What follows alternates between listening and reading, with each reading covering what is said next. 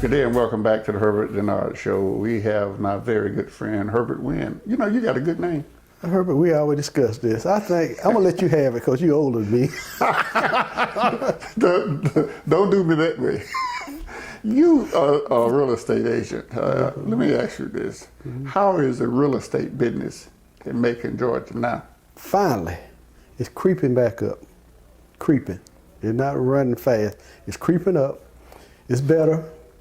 I've been doing it 33 years, and this was the last 2 years, the worst years in my since I've been in the real estate business. So, what caused it to get so bad, in your opinion?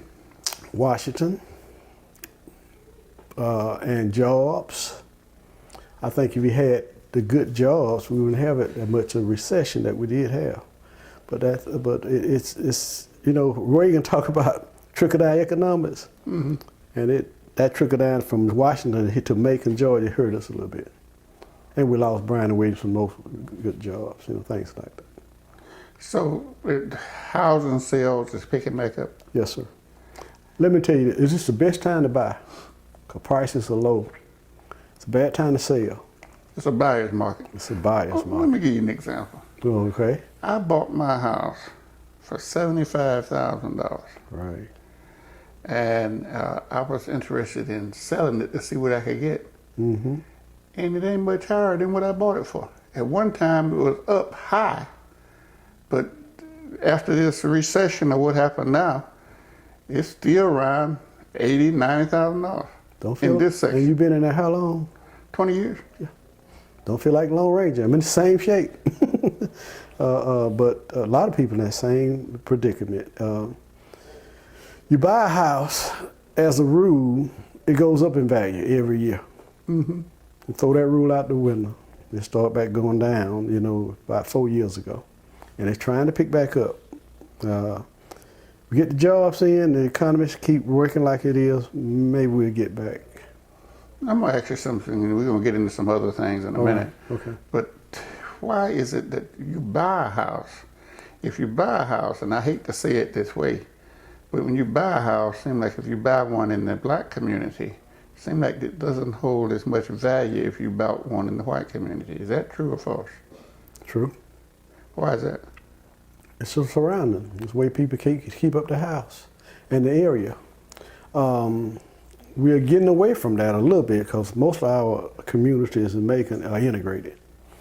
But you know the community, Unionville, Fort Hill, and Pleasant Hill. When I was in Pleasant Hill the other day, I counted 12 boarded up houses on one street. That hurt the value. And what helps your value if everybody take care of the property. If a person, some of those houses in Pleasant Hill and Unionville and Bellevue, some of them, they got a lot of duplexes and they got a lot of houses that was built, I call them shotgun houses, small houses. Yes, sir. And if a man went over there and built a house for $75,000, $80,000, he couldn't get any kind of return on his money, could he? You're right. Location is very important now. You know, it used to be old addict, location, location, location. Location is real important, real important. You can buy a 1,500 square foot house in one location. Same house in another location, you could double your money. Same house. Same house. It's location. It's location. But that's, from one perspective, that's bad news because it almost encourages you not to buy a house in some of the neighborhoods that you come from. That's true. I wouldn't buy the neighborhood I came from. I was born in Pleasant Hill, and I lived in Fort Hill.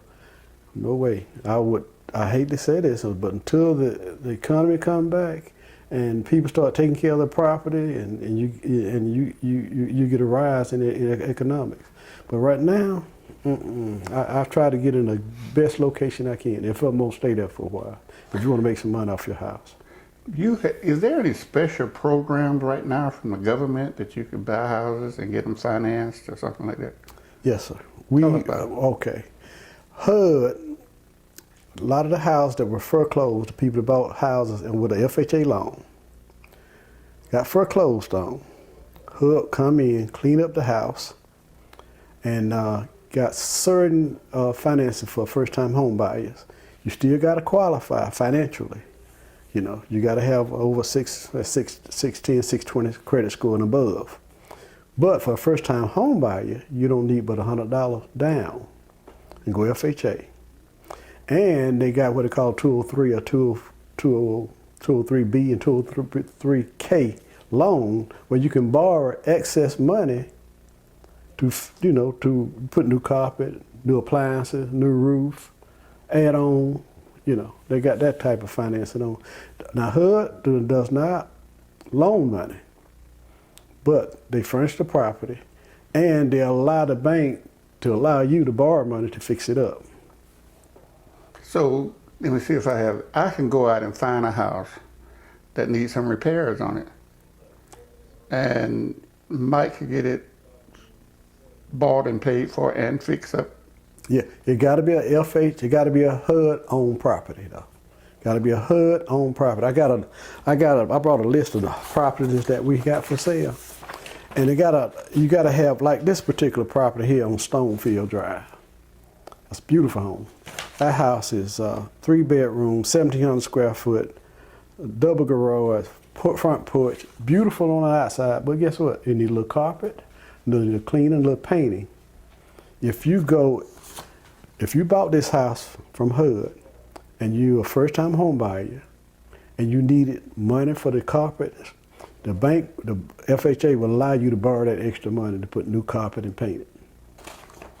So you can get a house that's pretty. That house you're talking about, how much is it? That one is $108,000. Now this house probably originally sold for $169,000. Beautiful neighborhood out in Sub-South. Mm-hmm. Okay. So I'm trying to process this. Right. This Herbert don't think as fast as this Herbert. Yes, you do. But you buy a house, you can get a good deal on it if you could fix it up, and you can get some money from the government or HUD or somebody to do the repairs inside. Right. You're getting it from the bank, but HUD is backing it. HUD is backing it. You're getting it from local banks here, and HUD is backing it up. Okay. Okay. Okay. And are there many houses like that? At this point in Macon, we got about 20 of them. We got some in Warner Robins and surrounding counties, but I'm basically in Macon. We got about 20 of these type houses. We also got investment properties. You want a $12,000 house? I got one on Napier Avenue. $12,000? $12,000 on Napier Avenue. That's it. But can you get money to fix the inside of it? No, not that one. Not that one. That's as is. That's as is. You buy it as is. But you know, you buying a $12,000, paying $12,000 for a $25,000 house. How much do you think it take to get fixed up inside? Probably $5,000. If you can get somebody to live in it, you'll be okay. Yes, sir. But you can't get anybody to live in it. Right, right. And from my understanding, you helped me out, Herb. Mm-hmm. Some places that you buy houses, and the government can give low-income people money to buy that house. I mean, to rent that house. Right. What do they call it? Section 8. Section 8. Mm-hmm. So if a person has an option to rent some property, and the government's funding it, they don't want to live in the places they used to live in. You might even fix it up. They don't even want the same neighborhood they used to live in. Yeah. But you know, it's just like cake. Everybody don't like cake, but somebody like it. You know, and every house is like a human being. It got its own personality. And I can take a house in a bad neighborhood, fix it up, somebody will rent it.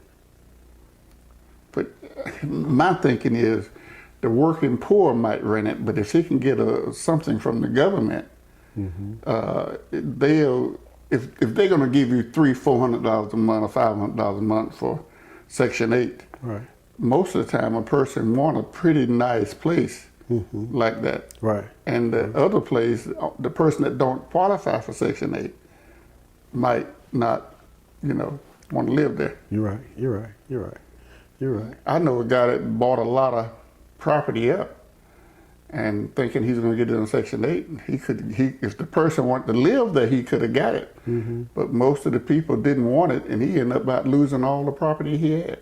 Yeah, yeah. You got the location is real important, even for rentals. Right. Real important. People don't just want to be anywhere anymore. They like convenience. They like something ready to move in, and they like good neighborhoods. But tell me,